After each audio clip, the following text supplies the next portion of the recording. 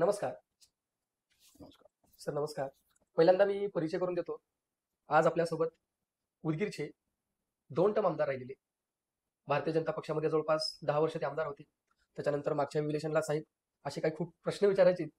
काही तुम्हाला राग पण येईल त्या ठिकाणी, पण आम्ही समजून घेऊ. कारण आमचं काम आहे विचारणं, की साहेब तुम्ही 10 वर्षे भारतीय जनता पक्षाचे आमदार होतात. आमचे सुधाकर भालेराव साहेब हे 10 वर्षे भारतीय जनता पक्षाचे आमदार होते.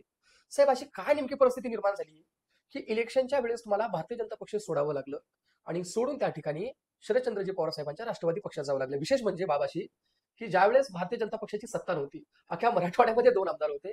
त्याच्यामध्ये आदरणीय पंकजाताई मुंडे आणि इकडं लातूर जिल्ह्यामध्ये आपले सुधाकरजी भालेराव साहेब होते. तर साहेब नेमका काय प्रसंग आहे सांगा तुम्ही थोडं. तो प्रश्न तुम्ही असा गुंतागुंतीचा विचारलाय की या प्रश्नावर मी किती वेळ बोलावं आणि तुम्हाला कुठल्या कुठल्या अँगलने समजावून सांगावं, हा फार मोठा चिंतेचा प्रश्न आहे. आणि हे बोलत असताना मला वाटतंय पुन्हा कुणावर नाही बोलावं, मन मोकळं बोला साहेब. आमची अपेक्षा आहे की तुम्ही मन मोकळं बोललं पाहिजे. पुन्हा सर्व कुणावर लोकांना पण बोलावं कळलं पाहिजे. हां. आणि पुन्हा कुणावर न बोलावं, हा प्रसंग जर विचारात घेतला तर फार कठीण आहे. परंतु राजकारण हे आजच्या काळामधलं जे राजकारण आहे हे नीतिमत्तेला धरून नाही. आणि प्रामाणिकपणानं भारतीय जनता पार्टीमध्ये सरकार नसताना, हं. भारतीय जनता पार्टीचं कुठलंही सरकार नव्हतं. सरकार येईल का नाही ह्याची माहिती किंवा ठाम पत्ता सुद्धा नव्हता. तरी सुद्धा एका विचारानं प्रेरित होऊन भारतीय जनता पार्टीमध्ये मी प्रवेश केला. आणि योगायोगानं ज्यावेळेस निवडणूक लढवायची वेळ आली, तो संघर्ष तर फार मोठा आहे. मी येणार आहे त्याच्यावर. निवडणूक लढवायला सुद्धा पहिल्याही वेळेस मला संधी मिळत होती का नव्हती सांगता येत नाही. परंतु माझी अपेक्षा होती की मी निवडणूक लढवावं आणि योगायोगानं ती संधी मिळाली. मी फार खोलात जाणार नाही. अनेक विषय आहेत, ते विषय काढावं तर जशा पद्धतीनं एखादी उकिरडा, घाणीचा उकिरडा खोदावा आणि त्याच्यातून घाणच काढत राहावी, आता त्याच्यावर मला जायला फार रस नाहीये. खूप काही सहन केलेलं आहे. तुम्ही म्हणाल की का सहन केलं, परंतु एखादी मूर्ती जर घडवायची असेल, त्या मूर्तीला कारागीर त्या त्या पद्धतीनं घडवण्यासाठी वेगवेगळ्या पद्धतीने त्याच्यावर प्रयोग करतो, त्याला आकार देण्याचा प्रयोग करतो, त्याच्यावर ठोक करून त्याची वेगवेगळ्या पद्धतीची प्रक्रिया, त्याची कलाकृती करत असताना त्या मूर्तीला खूप वेगवेगळ्या पद्धतीनं साच्यात बनवून त्याला कधी गरम करावं लागेल, कधी ठोकावं लागेल, कधी त्याला टाचे मारावे लागेल, तेव्हा ती मूर्ती घडते. असाच काही माझ्या जीवनामध्ये प्रसंग आला. राजकारणामध्ये मी सहजासहजी राजकारणामध्ये मला स्टार्टिंग पासून ग्रहण लागले आणि शेवटपर्यंत ग्रहणामध्येच आणखी अच्छा, आहे. अच्छा. आणि ते ग्रहण म्हणजे मानवी ग्रहण आहे. सत्यमूल्य समोर ठेवून काम करत असताना राजकारणामध्ये सत्यता बाजूला सारून, नियती बाजूला सारून अनियती, अनियमितता आणि धोकेबाजी हे समोर करून जे कोणी राजकारण करतं त्याला प्रामुख्यानं डावपेच खेळता येतात. पण तुम्हाला ते डावपेच खेळता नाही आले. ते आणि मी मग ते खेळलंही. ते सर्वांना माहिती आहे. म्हणून मी फार खोलात जाणार नाही. पण खूप त्रास झाला. हं. आणि तो त्रास आता तुम्हाला मी एका बैठकीमध्ये मी म्हणजे असं सांगू तुमचं शकतो. म्हणायचं तात्पर्य असं आहे, की भारतीय जनता पक्षामध्ये तुम्हाला त्या ठिकाणी जाणून बसून त्रास देण्यात आला. हे वास्तविकता आहे. जवळपास मतदारसंघाने त्या ठिकाणी पाहिलेलं असं तुमचं म्हणणं आहे त्या ठिकाणी. ठीक आहे साहेब. त्याच्यानंतर काय झालं माहितीये का, की आम्ही ज्यावेळेस पाहिलं इलेक्शनला ह्या 2024च्या, की पहिला पूर्ण जिकडं-तिकडं भालेराव साहेब जिकडं-तिकडं ग्राउंड लेव्हलला चालू होतं, सारं होतं. नेमकं असं 15 दिवस एंडिंगला असं काय झालं, की नेमकं आम्हाला पण त्या ठिकाणी कळत नाही किंवा मतदारसंघातल्या लोकांना पण कळलं नाही, की असं काय झालं, की त्या ठिकाणी आणखीन एक विशेष म्हणजे साहेब मला आठवलं, की भारतीय जनता पक्षामध्ये तुम्ही असताना त्या ठिकाणी तुमची आदरणीय इथल्या स्थानिक आमदारांची अजून म्हणजे भारतीय जनता पक्षातले जे काही वरिष्ठ नेते होते त्यांचे तुमचे फोटो व्हायरल झाले साहेब. त्या फोटोमुळे खूप मतदारसंघात अफवा झाली असं अनेक लोकांना ऐकायला मिळालं. तर त्याच्याबद्दल तुम्ही जरा दिलखुलासपणे सांगाल याच्या अपेक्षा बाळगतो या ठिकाणी साहेब. मी तुम्हाला रिअल कंडिशनमध्ये जर तुमचा हा माझा जो दुसरा पक्षाचा प्रवास जो आहे, हां. अत्यंत म्हणजे कमी वेळातला हा परिवर्तनाचा येस. भाग. माझी अपेक्षा होती की भारतीय जनता पार्टी मला न्याय देईल. हं. भारतीय जनता पार्टीकडे मी अपेक्षित होतो. येस. लोकसभेची निवडणूक अपेक्षित होती, विधानसभेची 19ची निवडणूक अपेक्षित होती, हं. 2024ची निवडणूक अपेक्षित होती. परंतु त्या भारतीय जनता पार्टीच्या नेतृत्वानं दिशाभूल करणारी यंत्रणा परफेक्ट काम करणारी होती. आणि तो करेक्ट कार्यक्रम त्यांनी माझा केला. अच्छा. हं. जे लोक म्हणतात ना तुमचा करेक्ट कार्यक्रम, येस, येस. हं. आणि तो करेक्ट कार्यक्रम सुधाकर भालेरावचा केला. हं. आणि सुधाकर भालेरावचा कार्यक्रम करण्याच्या पाठीमागे शुद्ध हेतू काय होता? हं. फक्त सुधाकर भालेराव नीतिमत्तेनं राजकारण करणार. हं. मी राजकारणात येते वेळेस शपथ घेऊन राजकारणात आलो. हं. मी जर भ्रष्टाचार करण्यासाठी राजकारणात येत असेल किंवा मला पैशाचा हव्यास म्हणून मी जर राजकारणात येत असेल, जर मला लोकांनी निवडून दिलं त्या पैशातून जर मी जर हप्तेखोरी, कमिशनखोरी अशा पद्धतीने जर मला जीवन जगायचं असेल, तर मी ते ₹1 जरी खाल्ला तर तो कफनाचा टिळा होईल अशी मी आणि 2009ला शपथ घेतली. साहेब एक मला बोलायचं होतं त्याच्यामध्ये. जे लोकांची चर्चा आहे, लोकं काय म्हणतात, की भालराव साहेब 2 टर्म आमदार होते आणि जर ह्यावेळेस भारतीय जनता पक्षातून जर निवडून आले असते, तर कदाचित मंत्रिपद त्यांना बघावं म्हणजे मिळालं असतं. त्याच्यामुळे भालेराव साहेबांची कोंडी करण्यात आली असं लोकांचं म्हणणं आहे. तर तुम्हाला काय वाटतं? अगदी तुम्हाला सत्य आहे, हां, अगदी सत्य आहे. हां, तेच त्रिवार सत्य आहे. हां. परंतु या ठिकाणी मी माझ्या उदगीर मतदारसंघातल्या जनतेचे मी माझ्या चामड्याचे जोडे जरी करून त्यांना घातलो, तरी ते उपकार मी विसरू शकत नाही. कारण 2 वेळा मला भारतीय जनता पार्टीचा आमदार त्या ठिकाणी केला. एक वेळेस तरी मराठवाड्यामध्ये फक्त 2च आमदार निवडून आले, त्यामधला मी एक आहे. येस, आदरणीय लोकनेते गोपीनाथराव मुंडे साहेब त्यावेळेस होते. त्यांच्या घरात पंकजाताई आणि दारात सुधाकर भालेराव. अशी परिस्थिती होती. आणि असं असताना माझी पुन्हा अपेक्षा होतीच. Yes, yes. राजकारणामध्ये सकारात्मक दृष्टिकोनातून काम करत असताना चांगल्या कामासाठी काम करण्यासाठी राजकारणात आलेल्या कार्यकर्त्यांना अपेक्षा असतात की मतदारसंघाचा चांगला विकास झाला पाहिजे. हं, हं. नॉन करप्ट अशा पद्धतीचा मतदारसंघ, बगर भ्रष्टाचाराचा मतदारसंघ या ठिकाणी कसा निर्माण करता येईल. भारत देशाला आझादी मिळवण्यासाठी काही मुठभर लोकांनीच त्याग केला, म्हणून हा भारत देश आझाद झाला. जर त्यावेळी जर भ्रष्टाचाराची जर लोकांनी जर मुहूर्तमेढ रोवून जर आझादी मिळवायचा प्रयत्न केला असता, तर अंग्रेजांनी पूर्ण भारतातले एक एक काने कोपरे त्या लोकांना दिले असते, ज्यांनी आझादीसाठी चंग बांधला, मला आझादी मिळाली पाहिजे म्हणून ज्यांनी फासावर चढले. ते फासावर जाण्या अगोदर जर इंग्रजाच्या सोबत जर सेटलमेंट केलं असतं, तर काय नाही मिळालं असतं. हां, साहेब मला त्या मुद्द्यावर पण यायचं बरं झालं. काय नाही मिळालं असतं मी तुम्हाला प्रश्न विचारतो. परंतु नाही, हा भारत देश, ही मातृभूमी, ज्या मातृभूमीमध्ये आपला जन्म झाला, त्या मातृभूमीशी आपलं काहीतरी देणं लागतं. आणि हे जीवन पुन्हा येणार नाही. या जीवनाचं मध्ये जर चांगलं सत्कर्म जर करायचं असेल आणि चांगल्या गुणानं जर आपल्याला संपन्न होऊन हा भारत देश आझाद करायचा असेल, सर्वांगीण विकासासाठी या ठिकाणी काम करायचं असेल, म्हणून त्यांनी हा भारत देश आझाद करण्यासाठी आपल्या प्राणाची आहुती दिली आणि हा देश आझाद केला.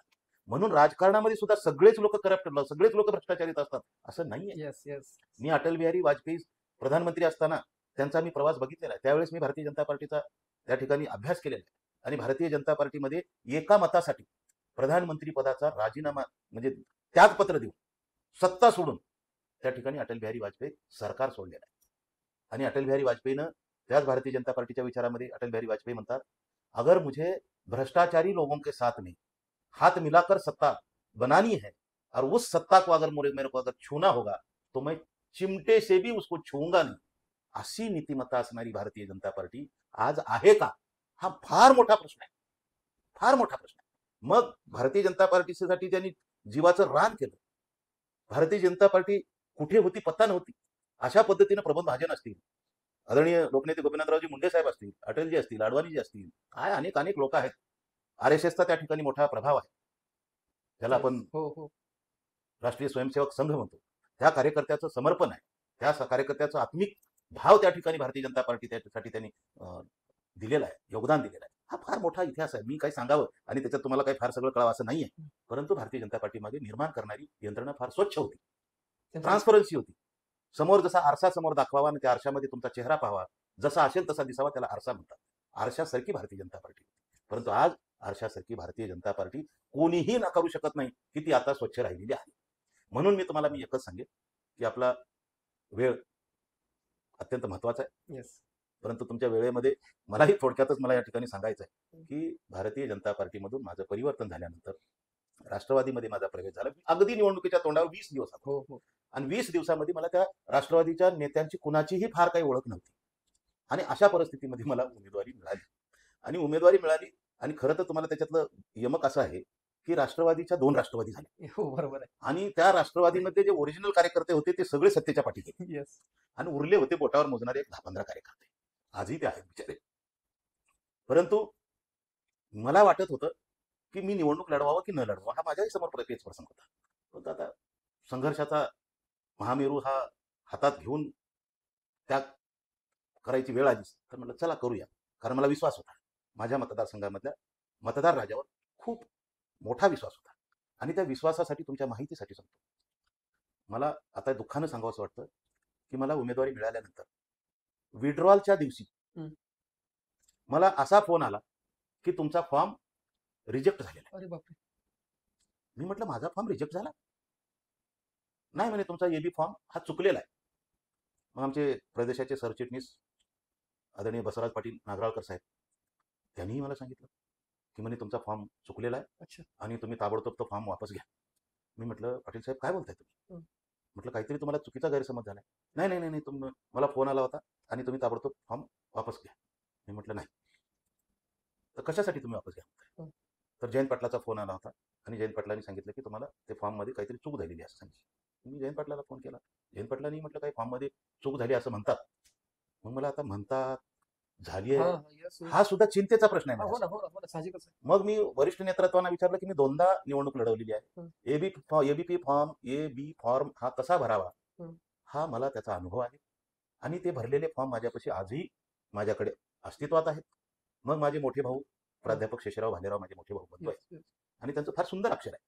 टाईप करायची सुद्धा गरज नाही. एवढं सुंदर अक्षर आहे. मी येस टाईप करून सुद्धा फॉर्म भरत नाही. मी हस्तलिखित स्वरूपानं फॉर्म भरतो. ते माझे भाऊ भरतात. 2 वेळा मागे त्यांनी भरलं होतं आणि आताही फॉर्म त्यांनीच भरला. मग मी त्यांना म्हटलं की दादा म्हणतो मी भावांना, दादा आणि माझा असा ते फॉर्म रद्द झालाय म्हणजे काय आहे ते बघा जरा जाऊन ऑफिसमध्ये चौकशी करून या. मग ते ऑफिसमध्ये गेले. पुन्हा परत त्यांनी जुने फॉर्म काढले. म्हटलं काय बी फॉर्म मध्ये एबी फॉर्म मध्ये काय आपली चूक झाली का बघा.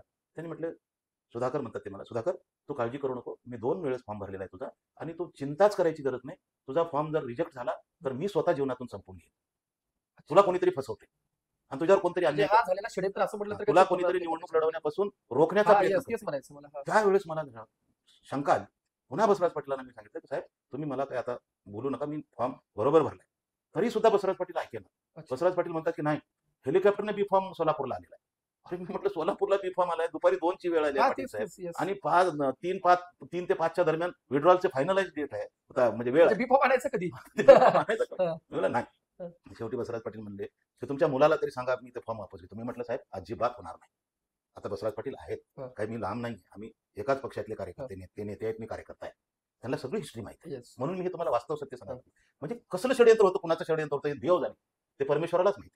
जर कुठला देव असेल त्या देवालाच माहिती की जर समजा मी तुम्हाला प्रश्न विचारतो, जर माझी ही निवडणूक 2 वेळा निवडणूक लढवलेला सुधाकर भालेराव आमदार असलेला आणि तिसऱ्यांदा एखाद्या पार्टीने मला उमेदवारी दिली, ती पार्टी छोटी असेल मोठी असेल निवडून येईल न येईल तो नंतरचा भाग होता. बरोबर परंतु निवडणूक लढवण्याच्या अगोदरच विड्रॉच्या तारखेला जर मला जर ते फॉर्म एबी फॉर्म चुकलाय म्हणून जर मला ते बाहेर काढायचा प्रयत्न करत असेल तर ती शक्ती कोणती होती हा चिंतेचा प्रश्न. अगदी बरोबर आणि जर मी जर फॉर्म जर वापस घेतला असता, दुर्दैवानं मी जर मला जर काहीच ज्ञान नसतं आणि मी ते जर जाऊन खरंच चुकला असेल म्हणून मी ते दुसरा बी फॉर्म आणायच्या चक्करमध्ये जर ते फॉर्म जर मागं घेतला असता आणि उचलला असता तर आज काय झालं असतं. बिलकुल महाराष्ट्रामध्ये सुधाकर भालेराव हे कुठेतरी जाणीवपूर्वक एखाद्या पक्षाने उमेदवारी दिली आणि ते उमेदवारीचा अर्ज बाद केला त्यांनी आणि एखाद्याला क्लीन चिट दिली, त्याला निवडणूक लढवण्यासाठी मोकळीक दिली. हो अशा हो पद्धतीची अख्ख्या महाराष्ट्रामध्ये माझी राजकीय कारकीर्द बदनामी झाली असती. अस्तित्वातून नष्ट झाली असती. हा.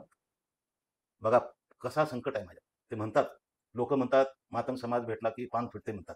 आता कसा मातंग समाजाचा पान भेटल्यानंतर फिटत असेल ते परमेश्वर जाणे. परंतु माझ्यावर हा सुद्धा अन्याय झाला. नाही, खूप मोठा आहे. आणि दुसऱ्यांदा पुन्हा परत असं झालं की आदरणीय शरदचंद्र पवार साहेब जाहीर सभेला आले.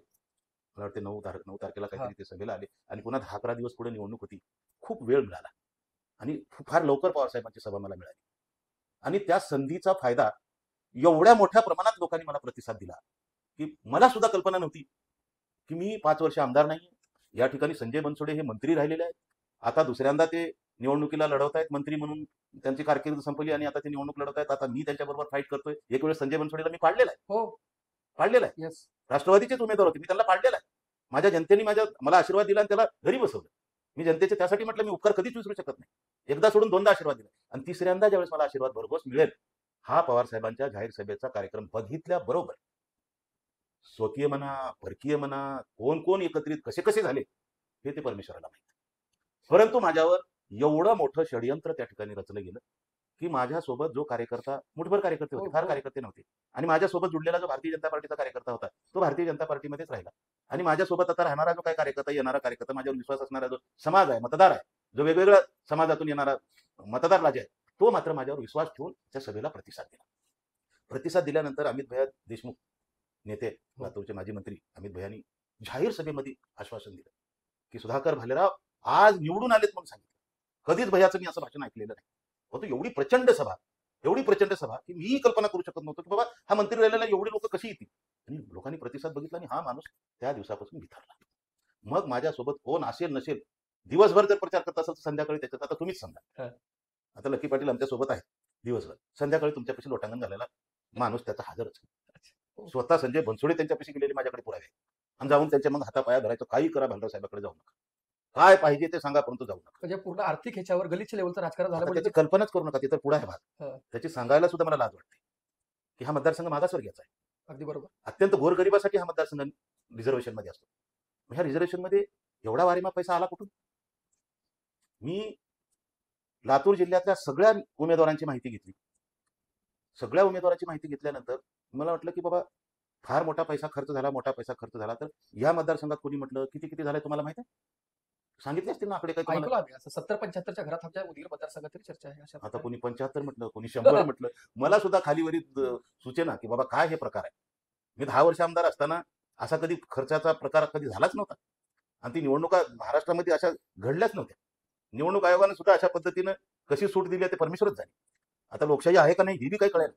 अशा परिस्थितीमध्ये पाटील तुमच्या माहितीसाठी सांगतो की मग कार्यकर्ता प्रत्येक घरी जाऊन त्याच्याशी विनवणी करणं, त्याला दिशाभूल करणं. उद्या मी निवडून आलो तर पुन्हा मंत्री होणार आहोत, तुम्हाला मी असं करेन तसं करेन. आणि थोडंसं भावनिक माणूस जर झालं आणि सत्तेच्या पुढं त्यांची सत्ता होती अगदी आणि बरोबर. मी अगदी नवीन बगर सत्तेच्या पार्टीमध्ये हो. गेलेला आणि माझ्याकडे दुसरं कार्यकर्त्याचं संख्याबळी कमीच होतं, परंतु मतदाराचा विश्वास होता आणि मतदारांनी तो प्रतिसाद दिलेला बघितला आणि यांनी मग फोडाफोडीचं राजकारण सुरू केलं. आणि एवढं सुंदर त्यांनी प्लॅनिंग केली असावी असा माझा समज आहे आता की त्याची कल्पनाच करू शकत. आणि पुन्हा परत मग त्याच्यामध्ये लाडकी बहीण, अमोक तमोक हे सगळं बोल बच्चन, अमिताभ बच्चन अशा पद्धतीचा कार्यक्रम अत्यंत चुकीच्या पद्धतीने हे निवडणुकीचा प्रयोग म्हणजे एकदम भ्रष्टाचाराचं पुढं. डॉक्टर बाबासाहेब आंबेडकरांनी मतदानाचा हक्क हे दानातलं दान, पवित्र दान, हे मतदान आहे. आणि हे मतदान आपल्या सर्वांगीण विकासासाठी, हितासाठी, आपल्या गावासाठी, आपल्या शहरासाठी, आपल्या तालुक्यासाठी, जिल्ह्यासाठी, राज्यासाठी अशा पद्धतीची एक रचनात्मक निवडणूक असतात. आणि ह्या रचनात्मक निवडणुकीमध्ये अत्यंत ज्याला आपण प्रलोभनं देऊ, कधीही कुठल्याही काँग्रेस असेल त्यावेळेस भाजप बी सत्तेत होतच, पण भाजपनेही त्यावेळेस असं केलं नव्हतं. काय भाजपला दुर्दशा सुचली माहिती नाही. फक्त त्यांनी आता वारे माप अशा पद्धतीचं प्रलोभनं देऊन निवडणुकीच्या समोर लोकांना खात्यावर पैसे टाकून अगदी शिकारीसारखं, जसं जंगलात माणूस शिकार करायला जातो आणि जाळं घेऊन जातो आणि त्या मुक्या प्राण्याला कसा जाळं टाकून त्या एखाद्या प्राण्याला अडकावून त्याला मारतो आणि मस्तपैकी त्याचं भोजन करतो, मारून खातो, तशाच पद्धतीनं या 2024च्या निवडणुकीमध्ये शिकारीच्या पद्धतीनं लाडक्या बहीण म्हणून, लाडका भाऊ म्हणून वेगवेगळ्या पद्धतीचं प्रलोभनं देऊन अशा पद्धतीने जनतेचा संभ्रम निर्माण केला. आणि कुठल्याही योजनेला लोकशाहीची हत्या झाली यावर. लोकशाहीची तर हत्या झाली, परंतु जे जे देवाभाऊ म्हणणारे आजचे मुख्यमंत्री देवेंद्र फडणवीस साहेब त्यांच्यासोबत आम्ही टाळ वाजवायला, मृदंग वाजवायला, घोषणा द्यायला, सिलेंडर मागलं म्हणून 400 रुपयाचं सिलेंडर मागलं म्हणून सिलेंडर घेऊन रस्त्यावर उभा टाकायला, आंदोलन करायला आम्हीच होतो. हा. मग ती भारतीय जनता पार्टी कुठे गेली? आता 1000 रुपयाचे सिलेंडर झाले, हा कळत नसेल पण फार मोठा प्रश्न आहे. आणि एवढं झाल्यानंतर निवडणुकीच्या अगदी तोंडावर 15 तारखेपर्यंत मला बघा, विड्रॉलच्या दिवशी माझी ती समस्या, हो. माझा फॉर्म राहील का नाही हे मला, आता मी का लोकांना सांगू की माझा फॉर्म विड्रॉल होणार आहे, असा होणार आहे, तसा होणार आहे, मी सांगत बसू? जायचं पण. माझा बी फॉर्म चुकलाय म्हणून सांगत फिरू? मला सांगता येईल? सांगा मतदार राजानं, मला सांगता येईल असं बाहेर. परंतु तो षडयंत्र माझ्यावर रचलं गेलं, भयानक कटकार असताना माझ्यावर रचलं होतं. ते का रचलं होतं, कोणी रचलं होतं, याला कोण खतपाणी घालत होतं, हे माझ्याकडे त्याचं उत्तर आज तरी नाही. त्याचा विचार करा तुम्ही कशासाठी केला असेल. फक्त सुधाकर भालेराव निवडणूक लढवला नाही पाहिजे ही भूमिका होती. परंतु मला निवडणूक लढवायची संधी माझ्या डेअरिंगमुळे, माझ्या खरं तर भावामुळे ती मला निवडणूक लढवायला संधी मिळाली. जर भावानं मला जर सांगितलं नसता की सुधाकर तुझा हा फॉर्म बिलकुल करेक्ट आहे, तुझा जर फॉर्म रद्द झाला तर मी फासावर जाईन म्हटलं स्वतः, तू चिंता करू नको, तुझा फॉर्म मी भरलाय म्हटलं, मग मला थोडीशी हिंमत आली आणि तो फॉर्म वैध ठरला, मी निवडणुकीस पात्र झालो. मग पुन्हा नंतर शेवटच्या टप्प्यामध्ये काय असं वारं सुटलं की म्हणे भालेराव साहेबांना काय झालं, तुम्ही म्हणलं ना फुट मॅनेज ते जे म्हणलं तुम्हाला ती एक अफवा केली. पण ह्या ठिकाणी आम्हाला जेवढं तत्व माहिती आहे किंवा तुमच्याबद्दल जे ऐकून आहोत की भालेराव साहेब हा असा प्राणी आहे, लोक म्हणतात, आम्ही माझ्या शब्दाने सांग की काही करतील पण भालेराव साहेब हे तत्वाला कधी मॅनेज होत नाही, असं Correct. त्या लोकांचं म्हणणं आहे. आणि त्या ठिकाणी मतदारसंघात जवळपास तुम्हाला वेळ सुद्धा मिळाला नाही, तरी सुद्धा तुम्हाला जवळपास 70,000 मतदान त्या ठिकाणी मिळाले. साधी गोष्ट नाही साहेब, कारण राष्ट्रवादी काँग्रेस पक्षाचे 2 तुकडे झाले, मोठा गट सत्तेकडे गेला, छोटा गट तुमच्याकडे होता, तरी सुद्धा 70,000 मतदान घेणं म्हणजे, आणि ते बी 70-75, तुम्ही म्हणलं 100 लोकांची जी चर्चा आहे, एवढं खर्चून 70,000 मतदान घेणे काही साधी गोष्ट नाही साहेब. याच्यावर तुमचं काय म्हणणं आहे? बघा, मी पहिल्या वेळेस मला 68,000 मतदान पडलं होतं, मी निवडून आलो. दुसऱ्या वेळेस 72,000 मतदान पडलं, मी निवडून आलो.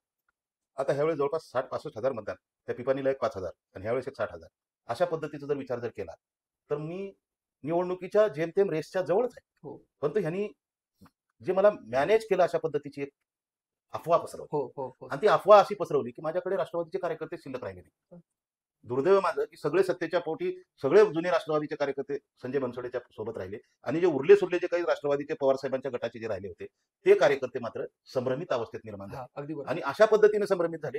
कोण बदमाश मित्र म्हणे त्याला, तो माणुसकीला काळीमा फासणारा माणूस असेल, जर त्यानं स्वतःच्या आईवडिलाला जर जन्म घेतला असेल आणि जर आईवडिलाला जर तो जर मानत असेल, आणि माझे हे जन्म देणारे माझे माता पिता आहेत, माझे जन्म दिलेले माझे मुलं बाळ आहेत, आणि त्या आईवडिलाची, माझ्या मुलाबाळाची शपथ घेऊन सांगतो की सुधाकर भालेरावला मॅनेज केलंय, अशा पद्धतीची अफवा करणारा माणूस आणि त्या अफवेवर माझ्या मतदाराला दिशाभूल करून संभ्रमित करण्यासाठी जो भाग पाडला, त्या माणसाला कधी आयुष्यात यश मिळणार नाही. त्यानं सांगावं, छत्रपती शिवाजी महाराजांच्या चौकात यावं, महात्मा बसवेश्वरांच्या चौकात यावं, डॉक्टर बाबासाहेब आंबेडकरांच्या चौकात यावं, आणि तिथं येऊन ज्यांनी ज्यांनी अशा पद्धतीची अफवा माझ्याविषयी पसरवली, मी उदगीर जळकोट तालुक्यातील माझ्या मतदार बंधू भगिनींना मी नम्रपणे या ठिकाणी सांगू इच्छितो की माझ्या आई वडिलाच्या जन्म दिलेली माझी आई जिवंत नाही, माझे वडील आहेत, माझी मुलं बाळ आहेत, मला परिवार आहे. माझ्या संपूर्ण रक्ताच्या परिवाराची शपथ घेऊन सांगतो की मी कधीच तुम्हाला कधीच मी धोका दिलेला नाही. मला खरं तर आज डोळ्याला अश्रू येत आहेत की मला ज्यांनी बदनाम केलं, ज्यांनी मला, राष्ट्रवादीचा कार्यकर्ता माझ्यासोबत कमी संख्येमध्ये असल्यामुळे, मी प्रत्येकाच्या सोबत पोहोचू शकत नसल्यामुळं, माझं प्राबल्य निवडणुकीच्या विजयाकडे जात असल्यामुळं संजय बनसोडे साहेब आणि त्यांचे दलाल प्रवृत्तीचे कुणी नेते, त्यांचे कार्यकर्ते, जे कोणी त्यांना साथ देऊन मला बदनाम करण्यासाठी आणि त्यांच्या पैशावर हुजरीगिरी करणारे, त्यांना माझं आव्हान आहे, माझ्या निवडणुकीमध्ये तुम्ही मला मॅनेज झालं म्हणून मला बदनाम केला.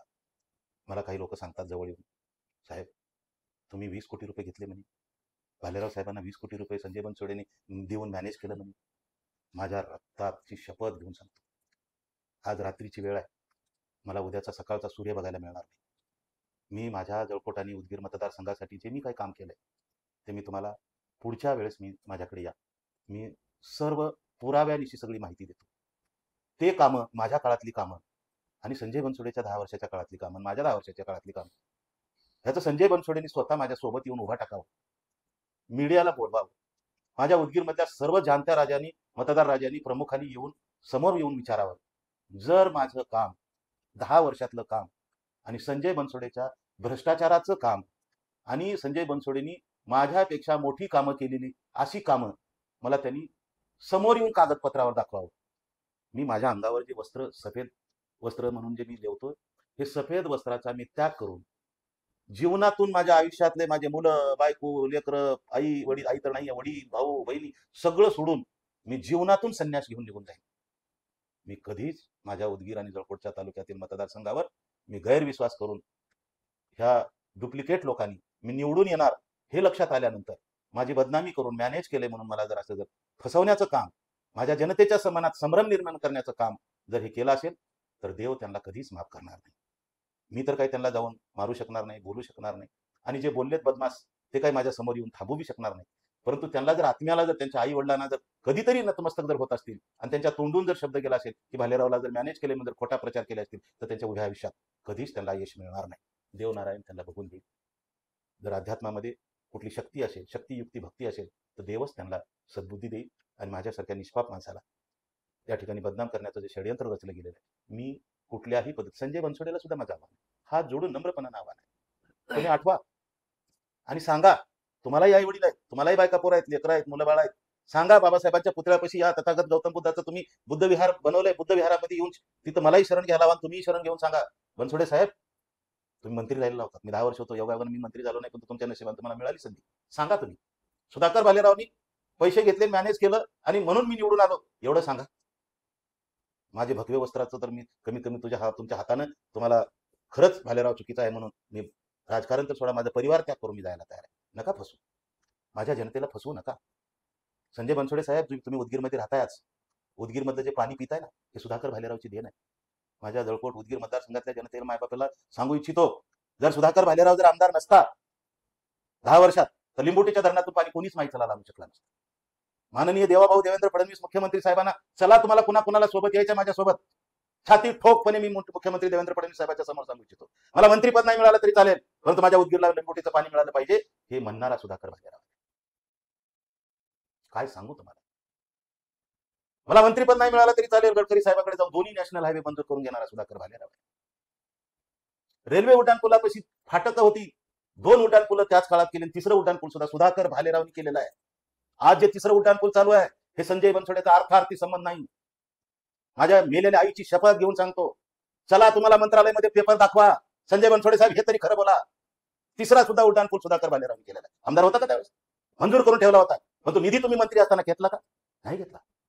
अगदी 2 महिन्यामध्ये मी निधी प्राप्त करून घेतला. रवींद्र चव्हाण जे आता प्रदेशाचे अध्यक्ष आहेत त्यावेळेस सार्वजनिक बांधकाम मंत्री होते, आणि त्यांच्याकडून मी ते 35 कोटीचा निधी मंजूर करून घेतला. सांगा तुम्ही, घ्या आईवडिलाची शपथ, घ्या रक्ताची शपथ तुमच्या नात्यातल्या, मी शपथ घेतो, चला सरकारच्या दरबारी आणि दाखवा माझ्या उदगीर जळकोटच्या जनतेला, सांगा तुमचं काम आहे. खोटं बोलता. योगायोगाने तिसऱ्यांदा मला तिकीट नाही मिळालं, उमेदवारी नाही मिळाली, मला नाकारण्यात आलं, म्हणून तुम्हाला संधी मिळाली, म्हणून तुम्ही त्या ठिकाणी जनतेच्या समोर खोटं बोलता, धांदात खोटं बोलता, उद्घाटन करण्याचं आमिष दाखवून लोकांना दिशाभूल करता, मी आणलं म्हणून सांगता. तो तुमच्या राजकारणाला. परंतु असे फसवीगिरीचं, भडवीगिरीचं तर राजकारण करू नये. राजकारण करा, नीतिमत्तेचं करा, तुमचं स्वागत करायला तयार. खोटं बोलू नका. ज्या काळात कामं मंजूर झाली, ज्या काळात बस स्टँड कुणाचं आहे? सुधाकर भाले नाव लिहिलेलं. तहसीलची इमारत पुन्हा आणलेली, सुधाकर भाले नाव लिहिलेली. पंचायत समिती पंकजाताई ग्रामविकास मंत्री असताना त्यांच्याकडनं मंजूर करून घेतलेली. प्रशासकीय इमारती कुणाच्या काळात आहेत? अरे तुम्ही काय केलंय? पोलीस स्टेशनची इमारत, जाती जातीमध्ये तेढ निर्माण करण्यासाठी वेगवेगळ्या समाजाचे छोटे छोटे काय म्हणतात त्याला, सामाजिक सभागृह काय तुमचं इथं? जेवढा भ्रष्टाचार केलाय तो 50 वर्षात कुणी केला नसेल तेवढा भ्रष्टाचार तुम्ही केलाय. सांगा, सांगा आता गावचा सरपंच सुखी आहे का? सांगा गावचे कोणी प्रमुख व्यक्ती तुमच्या या आमदारकीच्या काळामध्ये कोणी गावात सुखी आहे का? दबावाखाली, दबावाखाली जगवताय. आता स्थानिक स्वराज्य निवडणुकात समोर डोळ्यावर समोर ठेवून त्यांचे बिलं अडकावताय, त्यांना बिलं मिळू देत नाही. किती लोकांचे किती पैसे टक्केवारीने घेतले सांगा, गावात जाऊन सांगा. धाय मुकून रडत आहेत. हात जोडून नम्रपणे मी सांगू इच्छितो, माझ्या उदगीर आणि जळकोट मधल्या मतदारसंघातील सर्व माझ्या नागरिकांना, मतदार बंधू भगिनींना माझे हात जोडून माझी विनंती आहे. अत्यंत धोका यंत्राने हे आमदार काम करत आहे. भ्रष्टाचाराचं सोटमूळ या ठिकाणी रोवलेलं आहे. तीन नदीवरल्या बॅरेजची भूमिका काय, बॅरेजेस 136 कोटी रुपयाचे बॅरेजेस, कसला घोटाळा आहे? अरे मी मुख्यमंत्री उपमुख्यमंत्री सरकारकडे, मी मायबाप सरकारकडे मागणी केली की हे धोका यंत्र आहे, रिपेअरिंगच्या नावाखाली कोल्हापुरी धरतीचे बॅरेजेस ही जनतेची दिशाभूल आहे. ह्या पैशाचा लुटमाप केला जातोय. अधिकारी, ठेकेदार, लोकप्रतिनिधी हे भ्रष्टाचाराचं पुरण आहे. हे थांबवा. नाही थांबवा पाटील. शेवटी देवेंद्र फडणवीस साहेब त्या खात्याचे मंत्री सुद्धा होते, त्यांना सुद्धा म्हटलं साहेब बघा हा भ्रष्टाचार थांबवा. मी त्या तिरू नदीवर पोहलोय, तिथेच पाणी पिलोय लहानपणापासून तिथंच नदीचं, आणि तिथंच मी मोठा झालोय. ह्या तिरू नदीला वाचवा. शेतकऱ्याचं हित असलेली ही नदी, त्या ठिकाणी छोटे छोटे साखळी बांधारे बांधा, 2-2 किलोमीटरवर बांधा. अगदी त्याच्या अर्ध्या पैशात अर्धे सुद्धा पैसे लागणार नाही. परंतु धोका यंत्राने त्या ठिकाणी बॅरेजेस उभा केले. कुण्या शेतकऱ्याला फायदा आहे सांगा? गावागावातील शेतकऱ्यांनी सांगावं. चला बेळसांगीला उद्याच रोहितदादा पवार, राष्ट्रवादी काँग्रेस पार्टीचे युवा नेते उद्या 2 तारखेला येणार आहेत. या बघा त्यांच्या समोर त्या कोल्हापुरी धरतीच्या बॅरेजेसची अवस्था बघा. काय भ्रष्टाचार आहे ते तुम्हाला कळेल. कोर्टात प्रकरण दाखल केलं पाटील. अच्छा, इथल्या 2 कार्यकर्त्यांनी कोर्टात, इथं कुठलंही सरकार ऐकायला तयार नाही त्यावेळेस कोर्टात प्रकरण दाखल केलं. ह्या बदमाशांनी कोर्टात सुद्धा त्या वकिलाला मॅनेज केलं आणि ते विड्रॉल करायला लावलं. विड्रॉल झालं. पहिली केस आहे महाराष्ट्रातली की अपिलार्थी सोबत नसताना वकिलातर्फे त्याला प्रेशराईज करून त्याला विड्रॉल करायला लावलं. अरे बापरे. हे तर फार महाकटकार असताना आहे. काय काय सांगू मी तुम्हाला, कुठल्या कुठल्या प्रयोगावर यांनी कशा कशा पद्धतीने हमले केलेत. अरे माझ्या परिवारापर्यंत पोहोचलेत हे लोक. माझ्या परिवारावर सुद्धा हमले करण्याचा प्रयत्न केलेला आहे. परंतु परमेश्वर वरचा आहे. आणि अशा बदनामीच्या षडयंत्रामध्ये मी जरी आज हारलो जरी असलो तर मी हारलो नाही. का हारलो नाही? कारण मी कुणाला पैसे दिलो नाही. मी दोन्ही निवडणुका जिंकल्या त्यामध्ये सुद्धा मी कुणाला पैसा दिला नाही. मला बिनशर्त आशीर्वाद दिला. मी तुमची बिनशर्त सेवा केली आहे. माझे हात थरथर कापतायत. हो, भीतीच वाटत. माझ्या उभ्या आयुष्यात स्वतःसाठी मी जगलो नाही, परंतु माझ्या उदगीरच्या जनतेसाठी, माझ्या आई शपथ, माझ्या आई वडिलाची शपथ, माझ्या मुलाबाळाची शपथ घेऊन सांगतो, मी माझ्या उदगीरच्या जनतेचा सर्वांगीण विकास, कारण ही योगायोगानं राखीव मतदारसंघ आहे, मागासवर्गासाठी मतदारसंघ आहे. ह्या मागासवर्गीय मतदारसंघामध्ये असे अनेक मागासवर्गीय आमदार संपून गेलेले आहेत. त्यामध्ये आमचे गुंडेले साहेब आहेत, नावंदीकर साहेब आहेत, टीपी साहेब आहेत, खादीवाले साहेब आहेत. हे शेवटपर्यंत दुसऱ्यांदा तिसऱ्यांदा येऊ शकले नाहीत. त्याच्या पाठीमागे कसं काटकार असताना राहतं मला माहिती नाही. म्हणून मला त्याचा थोडीशी जाणीव झाली होती. आणि मी स्वतःला सावरत होतो की आपण कुठेतरी त्या ठिकाणी फार चांगल्या पद्धतीने वागणं गरजेचं आहे. चहा पिला नाही हो साहेब कोणाचा. विचारा कोणात, पोलीस स्टेशनला जाऊन चौकशी करा. विचारा कोणाला सुधाकर भालेरावने कोणाचे पैसे घेतले, कोणाचा हप्ता खाल्ला, कोणाचं कमिशन घेतलं. अरे जेवढं जमेल तेवढं तुमच्या विकासासाठी काम केलं. जमेल तेवढा तुमचा सर्वांगीण विकास हाच सुधाकर भालेरावचा ध्यास बघितला. आणि म्हणून आज मला दुःख जरी वाटत असलं हरल्यानं तरी ते मी दुःख मानणार नाही. कारण ह्या बदमाशाने 75 कोटी रुपये आणले कुठून विचारा. गेल्या वेळेसची 2019ची निवडणूक त्यांनी जिंकली, मंत्री झाले, त्यावेळेस त्यांनी किती खर्च केला विचारा. आणि आता हा पैसा आला कुठून? त्यांच्याकडे कारखानदारी आहे? यांच्याकडे कुठले काही साखर सम्राट आहे? यांच्याकडे कुठले काही उद्योगधंदे आहेत? यांच्याकडे कुठल्या फॅक्टरी आहेत? कुठून पैसा आला संजय बनसोडे साहेब तुमच्याकडे? सांगा. लोकांना जाहीर सांगताय तुम्ही, दम देताय लोकांना. आता पैसे दिलेला हिशोब द्या म्हणताय लोकांना. कोणाकोणाला पैसे दिलेत तुम्ही? गरीबाला पैसे देऊन फसवून त्यांना म्हणताय आता तुम्ही त्यांना पैसे परत द्या. ते कशाला? अरे सोडा. शेवटपर्यंत राजकारण कोणाचंही नसतंय आणि कोणी सोबत घेऊन जात नाही. किती जरी तुम्ही पैसे कमवले, सोबत तुमच्या काही मड्यावर बांधून येणार? का आम्ही मेलो तर का आम्ही आमच्या मड्यावर बांधून येणार आहे? फसवू नका जनतेला. नम्रपणे तुम्हाला विनंती करतो. तुम्ही तथागत गौतम बुद्धाचे तुम्ही पाईक असाल. बाबासाहेबांनी ज्या धर्माला मान्यता दिली त्या धर्माचे पाईक म्हणून तुम्ही एवढं मोठं बुद्ध विहार बांधले नाही. चला बुद्ध विहारामध्ये घ्या तुमच्या परिवाराला. मी बी घेतो माझ्या परिवाराला. सांगा बुद्धाला, गौतम बुद्धाला नतमस्तक होऊन सांगा की सुधाकर भालेरावला मॅनेज केलोय म्हणून. अवलादीत फरक असेल तुमच्याकडे नाही तर माझ्याकडे. खोटं का बोलता? कोण आहे ते दलाल? शोधा पाटील. तुम्ही म्हणाल वर्षभर का नाही बोललो साहेब? हुरहुर वाटत होतं मला. येत होतो मी त्याच मुद्द्यावर. मला वाटलं की मी जर आता बोललो तर तुम्हाला वाटेल की भालेराव साहेब पडलेत अगदी बरोबर. म्हणून काहीतरी असलं वाईटफळ बोलायला लागलेत. काही शपथ मला आता काही निवडणूक लढवायची गरज नाही. मी 2दा आमदार झालो, तुमची सेवा केली. तुम्हाला पाणी 2-2 महिने मिळत नव्हतं, पाणी पाजले. मेलेल्या मड्याला लोक पाणी पाजवतात. स्मशानभूमीमध्ये एखादी मृत्यू पावलेला माणूस जर मड्यावर त्या ठिकाणी गेल्यानंतर परिवारातल्या लोकांना सांगतात की तुम्ही त्याला पाणी पाजवा. सांगाव, मेल्याला मड पाणी पितंय? सांगा पितंय? परंतु मला विश्वास आहे महाराष्ट्राचे मुख्यमंत्री देवेंद्र फडणवीस साहेब 2014 ते 2019 मध्ये रात्री 2 वाजता जर फ्लाईटनं कुठून बसलेत आणि 2 वाजता विमानतळावर उतरणार आहेत एअरपोर्टला मुंबईला, समजल्याबरोबर रात्री 2 वाजता फडणवीस साहेबांना या साईबाबाची शपथ घेऊन सांगतो, देवादिदेव महादेवाची शपथ घेऊन सांगतो, माझ्या आई वडिलांची शपथ घेऊन सांगतो, फडणवीस साहेब तुम्हीच सांगा तुम्ही त्या उदगीर मतदारसंघातल्या जनतेला की सुधाकर भालेरावनी लिंबोटीच्या पाण्यासाठी टाहो फोडली तुमच्यापाशी. आणि योगायोगाने माझं नशीब चांगलं, सुनील केंद्रेकर नावाचा नॉन करप्ट अधिकारी विभागीय आयुक्त म्हणून त्या ठिकाणी लाभला. बबनराव लोणीकर साहेब पाणी पुरवठा मंत्री होते. बबनराव लोणीकर साहेब पाणी पुरवठा मंत्री जालन्यात आहेत. त्यांना विचारा, फडणवीस साहेब तुम्ही राजकारण सोडा, सुधाकर भालेरावच्या बदनामीसाठी किमान सत्य बोलण्यासाठी तरी कमीत कमी एकदा सांगा. सुधाकर भालेरावने लिंबोटीच्या पाण्यासाठी प्रयत्न केला नाही, त्याच्या प्रयत्नासाठी हे पाणी आलं नाही म्हणून सांगा. मी तुमच्या समोर येऊन जीव द्यायला तयार. का खोटं बोलता फडणवीस साहेब? रात्री बेरात्री तुमच्यासाठी मी टाहो फोडून काही गोष्टीवर तुमच्यासाठी मी बोलण्याचा प्रयत्न केला नाही. फडणवीस साहेब, हा सुधाकर भालेराव पैशासाठी राजकारणात आलेला नाही. फडणवीस साहेब, जनतेची दिशाभूल करण्यासाठी मी राजकारणात काम केलेलं नाही. ज्या घरात सुधाकर भालेराव आज बोलतोय त्याच घरात सुधाकर भालेराव आमदार होण्याच्या अगोदर तेच घर आहे. मुंबईत सुद्धा आमदार होण्याच्या अगोदर जे घर आहे तेच घर माझं स्वतःच्या कष्टाचं आहे. सांगा, माझ्या कुटुंबातलं कोणी राजकारणात येऊन उदगीरमध्ये कुणाला त्रास दिला? कोणी माझा भाऊ, कोणी माझी मुलगा, कोणी माझ्या कुटुंबातला सदस्य येऊन तुम्हाला काही मानसिक त्रास दिला? कुठली गुत्तेदारी केला? कुठलं काय केला? अरे फक्त सर्वांगीण विकास केला. उड्डाण पोले सुधाकर भालेरावचे, लिंबोटीचं पाणी सुधाकर भालेरावचं, जळकोटला पाणी सुधाकर भालेरावनी पाजलं, दोन्ही नॅशनल हायवे सुधाकर भालेरावचे. काय लातूरला जायची परिस्थिती, काय नांदेडला जायची परिस्थिती होती, हे कुणाची देण आहे?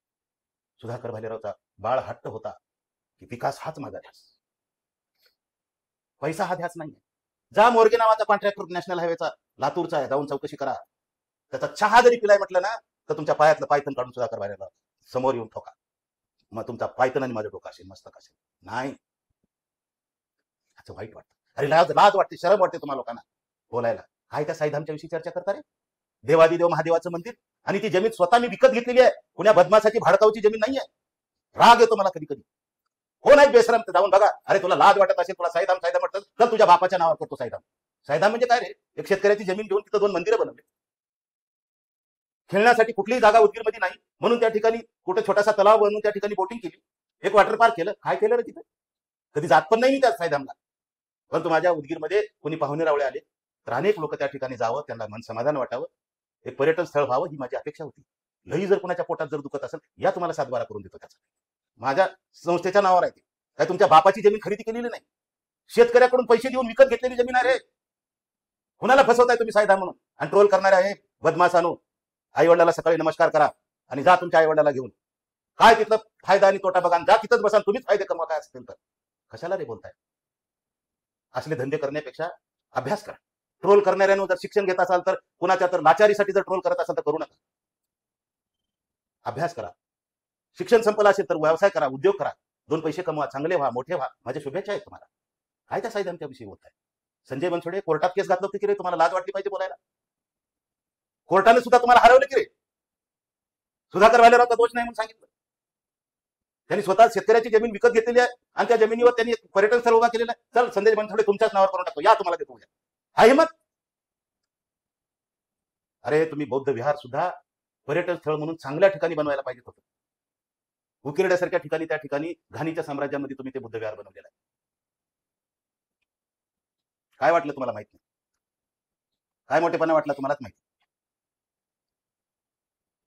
मी जागा दिली असती तिथं, माझ्या साईधाममध्ये जागा दिली असती. सुंदर पर्यटन स्थळ त्या ठिकाणी झालं असतं. आजूबाजूला डुकराचं थैमान आहे. तुम्हालाच समाधान वाटतं असेल, मला तर समाधान नाही. आणि कुणा वाटत असेल तर मी काय त्याचा विरोध करणार नाही. केलाय बिचारानं, त्याला समाधान वाटत असेल ठीक आहे. आणखीन जागा चांगली शोधली असती, चांगल्या ठिकाणी केलं असतं, आणखीन लोकांना समाधान वाटलं असतं. उगाच तुम्ही त्या राष्ट्रपतीचा पोळका दाखवला. काय तुम्ही लोकांना दिशाभूल करताय?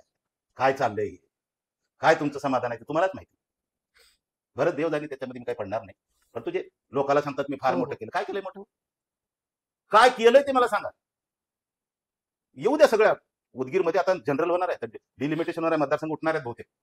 उठले तर आता जनरलच्या लोकांना निवडणूक लढवावं लागेल. त्यांनी सांगावं. माझ्या पक्षातल्या सुद्धा लोकांना माझी विनंती की त्यांनी सुद्धा सांगावं की या ठिकाणी सुधाकर भालेरावच्या काही चुका असतील तर सांगावं. मी आजही घरी बसायला काही गरज नाही मला राजकारणात काम करायचं. आज मी आलो कशासाठी? त्या धडकनाळ बोरगावला 600-650 एकर जमीन वाहून गेली. बापरे. अत्यंत अडाणी लोक. मी असे अडाणी, तुम्ही तर माझ्यासोबत होतो. तिथल्या चेअरमनला मी फोन नंबर विचारला तर असा फोन घेतला, मला कळत नाही साहेब. मग दुसऱ्याला विचारतो, साहेब ह्याच्यातला नंबर द्या काढून. पुन्हा दुसऱ्या 4 लोकांना विचारतो, तुमचा नंबर काय? मला येत नाही साहेब, दुसऱ्याला विचारा. आता असे शेतकरी, असे जर असमजदार किंवा अशिक्षित असतील तर ह्या शेतकऱ्याला न्याय दिला पाहिजे. अगदी बरोबर. आज जवळपास त्याला त्या जमिनीला महिना 2 महिने मी वाट बघत होतो की राजकारण करू नये. मी जर त्याच वेळेस आलो असतो तर ते लोक म्हटले असते की भालेरावला राजकारण करायचं आहे. म्हणून मी मुद्दाम 2 महिन्याच्या नंतर गेलो त्या ठिकाणी आणि त्या ठिकाणी विचारलं की काय झालं का, तुम्हाला काही मदत मिळाली का? काही नाही, तुम्ही होतो तिथे. म्हणून माझी महाराष्ट्राचे मुख्यमंत्री देवेंद्र फडणवीस साहेब, उपमुख्यमंत्री माननीय एकनाथ शिंदे साहेब, दुसरे उपमुख्यमंत्री माननीय अजितदादा पवार साहेब आणि या राज्य सरकारला माझी विनंती आहे. अतोनात नुकसान झालेलं आहे. शेतकऱ्याचं कधीच भरून न निघणारं नुकसान. जमिनी वाहून गेलेल्या आहेत, मातीचा कण शिल्लक राहिलेला आहे. या जमिनीचं पुनर्जीवित करणं, पुनर्निर्माण करणं ही काळाची गरज आहे. नाहीतर सातबारावर जमीन दिसेल परंतु त्याला पुन्हा ती जमीन कसता येणार नाही. त्यासाठी किमान उन्हाळ्यामध्ये एक वेगळ्या पद्धतीचं धोरण निर्माण करून ह्या खसून गेलेल्या जमिनीला पुनर्जीवित करण्यासाठी गाळ भरणी, माती भरणा करून त्या जमिनी जिवंत करून पुन्हा शेतकऱ्याला बहाल करण्याची आवश्यकता आहे. त्यासाठी कायद्यात कुठला आमूलाग्र बदल करायची वेळ आली ते झाला पाहिजे आणि त्या शेतकऱ्यांना त्या जमिनी दुरुस्त करून मिळाल्या पाहिजे. तरच तो शेतकरी वाचेल. आणि हातातोंडाशी आलेलं सोयाबीन तर कामातून गेलेलं आहे. सरसकट एकरी 50,000 रुपये त्या ठिकाणी मदत तात्काळ द्यावी लागली पाहिजे. एवढंच नाही तर तिरू बॅरेजेसचे जे काही बोगस कामं झालेले आहेत, मी काल तुम्हाला व्हिडिओ पाठवलाय. आजही तुम्ही येऊन बघा काय ती परिस्थिती आहे. कोण इंजिनियर आहे ते बदमाश, त्यांना बोलवा. कशा पद्धतीची फसवणूक करून पैशाचा घोटाळा केलाय. गावोगाव तुम्ही जा, चौकशी करा. एमआरजीच्या कामामध्ये किती घोटाळा केला आणि किती लूट केली ह्या लोकांनी बघा. कुठल्या कामात यांनी पैसा खाल्ला नाही ते विचारा. आता मी तुम्हाला सांगितलेले काम, उड्डाण पुलं माझ्या काळात, नॅशनल हायवे माझ्या काळात, लिंबोटीचं पाणी माझ्या काळात, बस स्टँड माझ्या काळात, तहसील माझ्या काळात, 2-3 बाकीच्या ह्या छोट्या छोट्या जे काही सभागृह हायवे माझ्या काळात. काय केलंय काय? 220चा प्रोजेक्ट इलेक्ट्रिसिटीचा आज 4 जिल्ह्याला, 4 माझ्या माहितीप्रमाणे 4 जिल्ह्याला लाईट सप्लाय जळकोटवरून होतो. विद्युत निर्माण करणारे सेंटर जळकोट झाले. हे माहित आहे तुम्हाला? हे सुधाकर भालेरावची देण आहे. कधीच हव्यास केला नाही, कधीच मी केलंय म्हणून सांगितलं नाही, कधीच मी नारळ फोडायसाठी पुढाकार घेतला नाही. एवढी माझी चूक झाली असेल तर मला माफ करा. मी कधीच माझा मोठेपणा मी केला नाही, कारण मला कधीच वाटलं नाही. हे मी जे केलेले कामं तुम्हाला सांगतोय ते माझ्या काही बापाच्या घरचे पैसे सोयाबीन विकून तुम्हाला करून दिलेलं नाहीये. तुम्ही मला मतदान रूपी बिनशर्त आशीर्वाद दिला आणि मी बिनशर्त तुमची सेवा केली. म्हणून आज तुम्हाला उदगीरला, जळकोटला माझ्या प्रयत्नानं जे पाणी पुरवठा योजना मंजूर झाली त्याचं पाणी आपण पिताय. ज्या रस्त्यावरून तुम्ही तुमच्या घराच्या समोर जर 5-10 लाख रुपयाचा जर सिमेंट रस्ता झाला तर तुम्ही कितीतरी त्यांचे गोडवे गाता लोकप्रतिनिधीचे.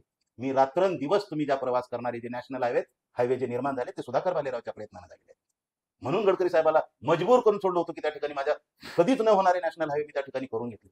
हा तुमचा आशीर्वाद आहे, मी नाही केलं, तुमचा आशीर्वादाने केलं. माझ्या उदगीर आणि जळकोटच्या मतदारांनी जर मला निवडून नाही दिलं असतं तर मी हे कोणतंही काम करू शकलो नसतो. पण तू संजय बनसोडे म्हणतात मी केलं. काय केलं रे तू? काय केलं सांग? आईची शपथ घेऊन सांग. सरकारच्या दरबारात मुख्यमंत्र्याच्या समोर येऊन मी सांगतो. सांगा, काढा मंजुऱ्या त्यावेळेच्या. खोटं बोलताय, लोकांची दिशाभूल करताय. आता तुलाही निवडणूक लढवायची गरज नाही, मलाही निवडणूक लढवायची गरज नाही. हा खोटं बोलतो. खरं बोल. काही घेऊन जाणार नाही सोबत. इथंच सर्व सोडून द्यायचे. एकमेका सहाय्य करू, अवघे धरू सुपंत साधू संतांच्या म्हणीप्रमाणे अजूनही चांगलं काम करा. माझी शुभेच्छाच राहतील तुम्हाला. लोकांनी तुम्हाला निवडून जरी नाही दिलं असेल, बोगस प्रक्रियेने तुम्ही ईव्हीएम घोटाळा, फसवणुकीचा प्रकार, माझी फसवणूक, जनतेची फसवणूक, भालेरावला मॅनेज केलं म्हणून फसवणूक, अनेक ढोंग सोंग करून तुम्ही जरी निवडून आला असाल तर तुम्ही निवडून आला नाही ते लक्षात ठेवा. तुम्ही छाती ठोकपणे कितीही जरी तुम्ही आज प्रयत्न करत असाल की तुम्ही निवडून आलात म्हणून, अजिबात नाही. तुमच्या हृदयावर हात ठेवा. तुम्हाला लोकांनी निवडून दिले म्हणून. तुमच्याकडे पैसे कुठून आले रे? माझ्या उदगीर आणि जळकोट तालुक्यातील सर्व मतदार राजांना मी विचारणा करतोय, विनंती करतोय, ह्याच्याकडे पैसे कुठून आले विचारा ना. 2019ला ज्यावेळेस निवडून आला पैसे दिला होता, आता कुठून आले? 5 वर्ष लुटला म्हणूनच तुम्हाला पैसे दिला असेल ना. म्हणजे तुमची शिकार नाही केली, ही तुमची फसवणूक नाही झाली. डॉक्टर बाबासाहेब आंबेडकरांनी मतदान यासाठी दिलं. दानातलं दान पुण्यवानासाठी दान असतं. वेगवेगळे दान असतात. साधू संत म्हणतात दानाचे अनेक प्रकार आहेत. तसं एक मतदान सुद्धा दानाचा प्रकार आहे. आणि तुम्ही मला 2दा बिनशर्त दान केलं होतं. त्याची ही पावती मी तुमची सेवा करण्यासाठी अविरतपणे केली आणि मी तुमचं काम केलंय. माझ्याकडून अनावधानानं मी फक्त तुमच्या संपर्कात कमी पडला असेल, मी नारळ फोडण्यात कमी पडला असेल, मी तुम्हाला मी काम आणलेलं हे सांगण्यासाठी कमी पडला असेल, ही माझी खरंच चूक झाली असेल. पण तो संजय बनसोडे आणि त्याचे जे काही सवंगडी आहेत त्यांनी मात्र दलाली करून खूप डावपेचानं, शातीर दिमाखानं माझे कामं सुद्धा ते मी केलं म्हणून सांगतात. हो, कुठं पाप फेडसाल रे? 10-5 लाखासाठी एवढी मुजरीगिरी कुठं करसाल रे?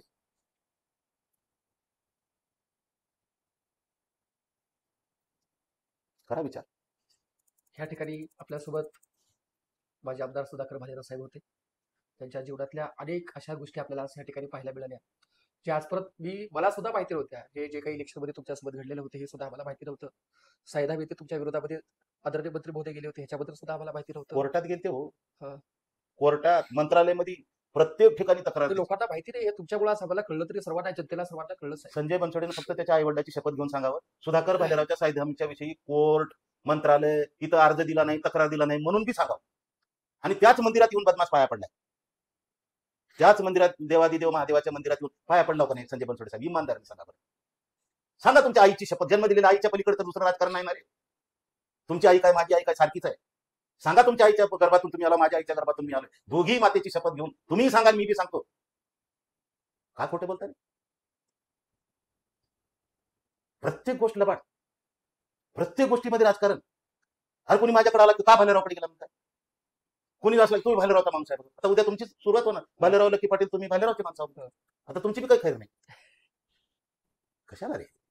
काय तुमच्या बापाचं काही तर काही सातबार करून दिलाय का मतदारसंघ? ठीक आहे, 2दा मी पण होतो, 2दा तुम्ही झाला असाल. ही काही मेहरबानी नाही.